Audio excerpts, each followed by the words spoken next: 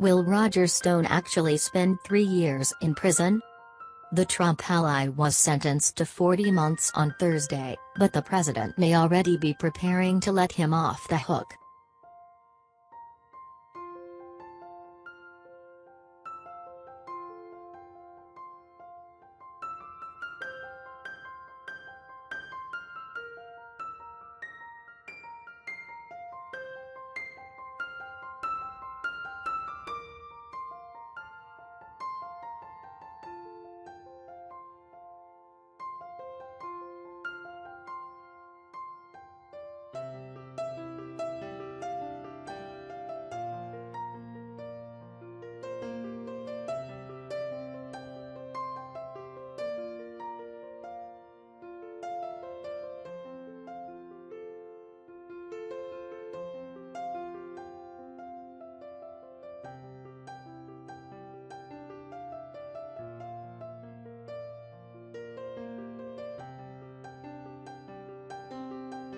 Roger Stone, a longtime friend and advisor to Donald Trump, was sentenced to 40 months in prison Thursday in a rebuke of both Stone and the president, who have cast the prosecution as a witch hunt brought about by deep state officials seeking to undermine the administration.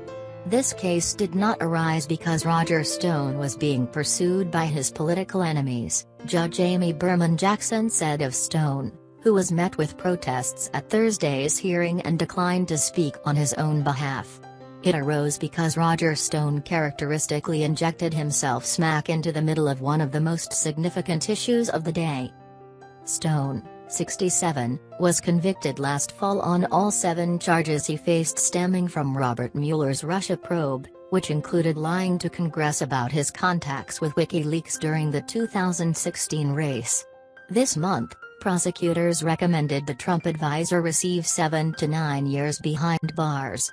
But after Trump raged that the recommendation was very unfair, William Barr's Justice Department backed off, signaling that it would review the requested term and triggering an exodus of prosecutors from the case.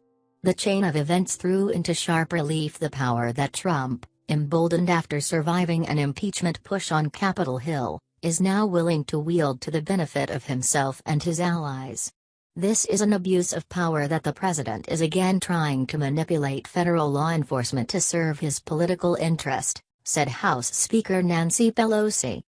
Stone's defense Thursday downplayed his actions, arguing that he was merely using rough, hyperbolic language when he threatened a key witness in his case, along with the witness's dog.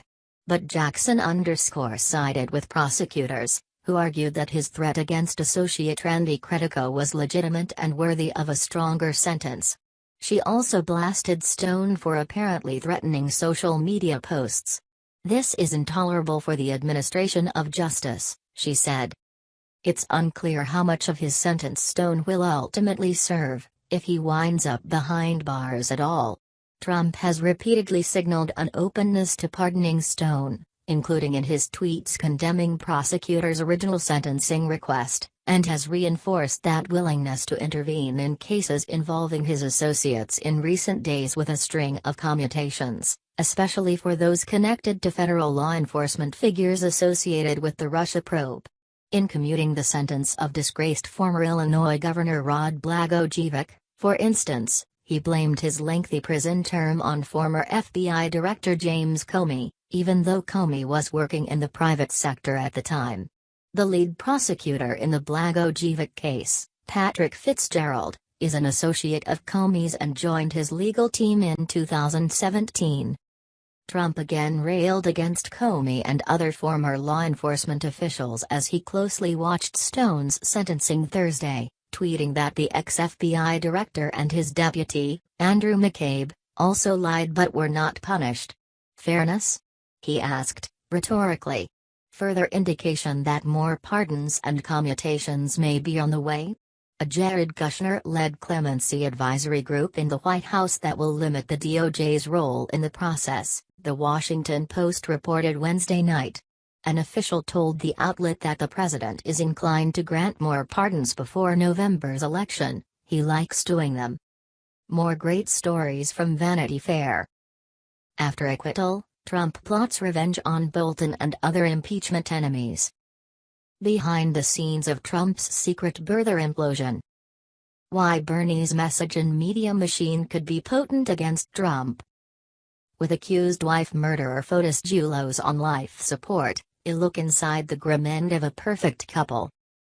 The hedge fund vampire that bleeds newspapers dry now has the Chicago Tribune by the throat. The most deranged moments from Trump's post-acquittal press conference. From the archive, if Donald Trump is the political equivalent of a pathogen, who's responsible for letting him wreak havoc in the national bloodstream? Looking for more? Sign up for our daily Hive newsletter and never miss a story.